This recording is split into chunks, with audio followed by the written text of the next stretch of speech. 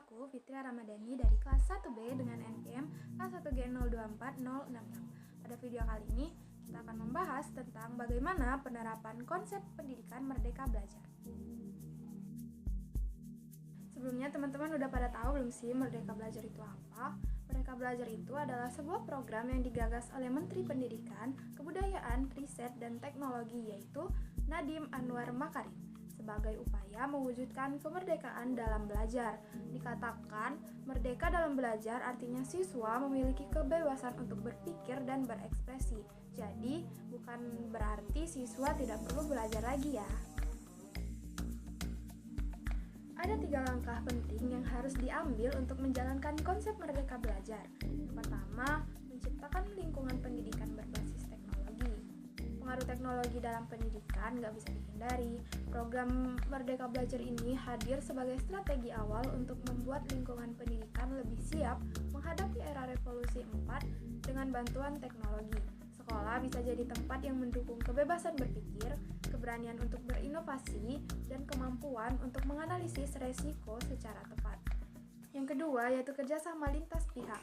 Langkah selanjutnya adalah menjalin kerjasama dengan berbagai pihak. Misalnya, sekolah bekerja sama dengan sekolah lain untuk saling meningkatkan kualitas pendidikan.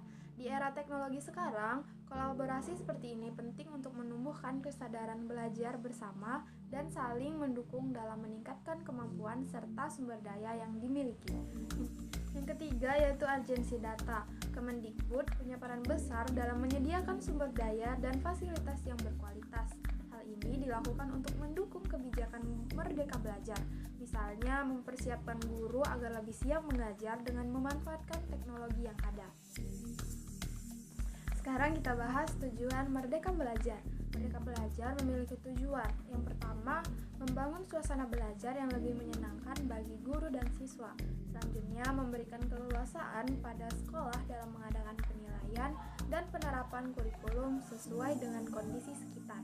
Yang ketiga, memenuhi kebutuhan peningkatan sumber daya manusia dalam menghadapi era revolusi industri 4. Yang keempat, menciptakan peserta didik yang berjiwa merdeka serta tidak merasa dikekang oleh ketentuan dan peraturan dalam pembelajaran sehingga mereka dapat menemukan potensi dan kemampuan diri masing-masing.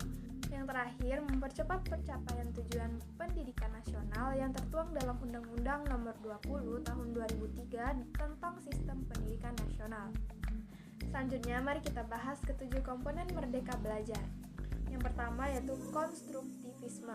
Konstruktivisme adalah komponen dalam Merdeka Belajar yang berkaitan dengan cara siswa membangkitkan pengetahuan yang sudah ada. Hal ini akan memudahkan siswa dalam menyusun suatu konsep.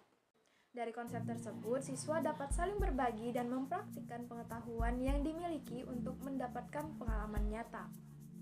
Selanjutnya yaitu inquiry. Inquiry artinya siswa mencari dan menyelidiki sendiri pengetahuan yang ingin diketahuinya agar rasa penasarannya bisa terjawab.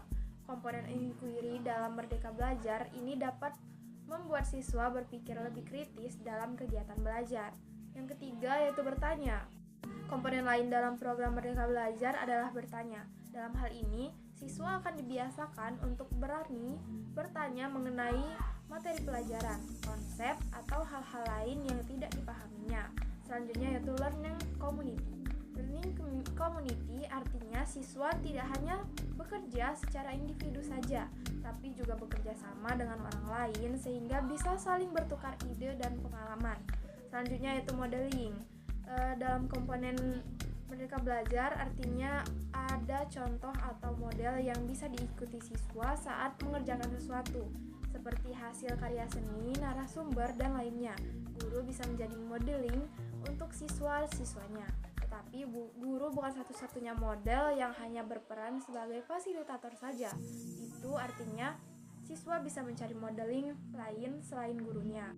Keenam yaitu refleksi. Kegiatan refleksi dalam Merdeka Belajar bertujuan untuk membuat siswa merefleksikan atau merenungkan apa saja yang sudah dipelajari. Hasil renungan ini bisa dituangkan siswa dalam bentuk pernyataan langsung, catatan selama mengikuti kegiatan, kesan dan saran pembelajaran, dan sebagainya.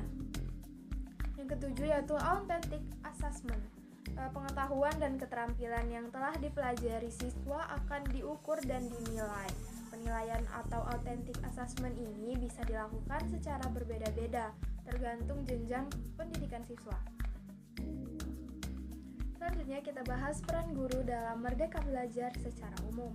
Guru pastinya memiliki berbagai peran dalam proses pembelajaran dengan siswanya. Yuk kita bahas peran guru yang pertama, yaitu sebagai pendidik dan pengajar. Yang kedua, guru sebagai mediator dan fasilitator.